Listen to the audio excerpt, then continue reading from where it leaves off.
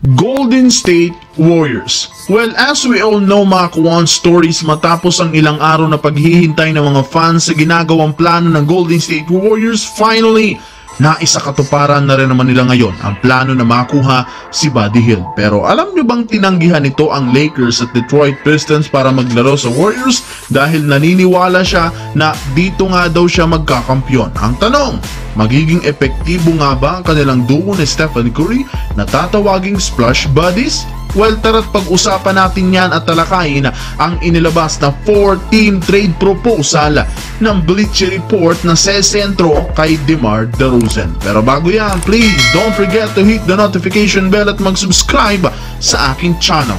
Isang magandang balita nga po mga Kwan stories ang nangyari ngayong araw sa team ng Golden State Warriors. Nakuha nga po nila dito ang isa sa kanilang mga top target na si Buddy Hield mula sa Philadelphia 76ers. Sasamahan niya nga po si Stephen Curry na posibleng ito ang pumalit sa pwesto ni Klay Thompson sa starting lineup. Isang 6'4" guard na matinik sa 3-point shooting. Ito rin naman ang sumunod kay Curry sa pinakamaraming 3 points na nagawa since 2020. Nagpapatunay lamang na may ibubuga ito sa liga. Ngunit palaisipan ngayon, kaya nga ba nitong sabayan o makasabay sa playing style ni Coach Steve Kerr? Magiging epektibo nga ba ang sinasabi nilang splash buddies ng Warriors ngayon? Well, technically, kung average lamang ang ating pagbabasihan, kaya nga nitong sabayan ang opensa ni Stephen Curry.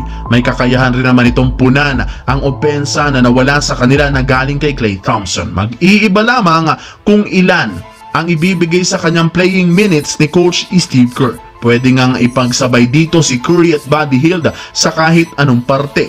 Gaya nga ng ginagawa nilang play kasama ni Klay Thompson, malaki ang tsansang ganun din ang gawin nila kay Buddy Hield. Pero lahat ng ito makikita natin sa susunod na season, lalo pat ayon sa mga analyst, nag-downgrade nga daw dito ang Warriors dahil isa si Klay Thompson sa best two-way player ng Warriors, hindi kagaya ni Buddy Hield na medyo malamya dumipensa. Sa kabilang banda naman tungkol sa sinasabi ngayong pagkuha ng Lakers kay DeMar DeRozan. Well, sa mga magtatanong, kaya pa nga bang kunin ng Lakers si DeMar DeRozan kahit nag-agree na ng max contract si LeBron James?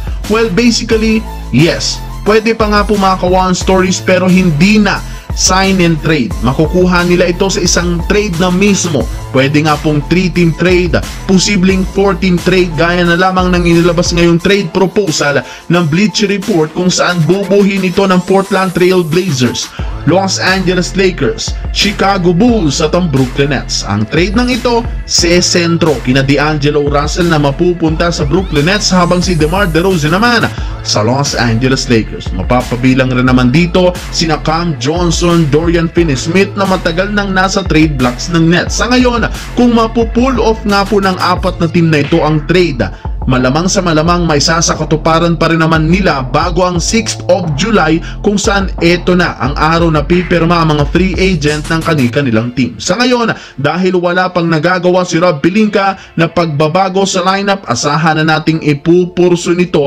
ang pagkuha kay DeRozan sa mga susunod na araw.